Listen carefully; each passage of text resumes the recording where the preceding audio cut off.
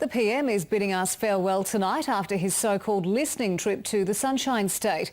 But before leaving, he locked in a big budget project for Townsville and told our soldiers how much Australia loves them. Scott Morrison says he's been all ears during his Sunshine State travels from the Gold Coast to the tropics. Today it was Townsville's turn to be tuned in. We listened very carefully to the people of North Queensland and particularly in Townsville. And we've heard them. And now we're doing it. What he's doing today is rubber stamping a $200 million top-up to upgrade the city's water supply network. And then the Prime Minister calls and says, "You're covered, we're going to put the other $200 million in." That's not mucking around. And he wasn't this morning, having just enough time to give a black eye to the Palaszczuk government over power prices. They're pulling out the dividends, putting them in their pocket to prop up their budget, while Queenslanders are paying too much for their electricity. Before a quick trip across town to Laverack Barracks. Nice to meet you. Nice to meet you.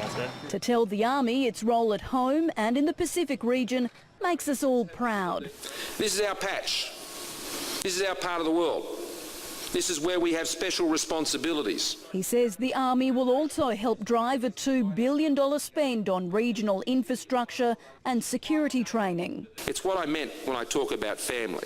He ended the tour in Cane Country, meeting locals at a shopping centre in Mackay. How are you? I'm very well.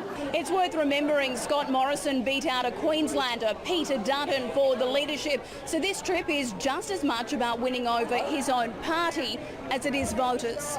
Nationally, 19 coalition seats are held on margins of 4% or less. 8 of those are in Queensland, including Dawson, held by George Christensen. The walk ending up at the North Pole. I'm always nice.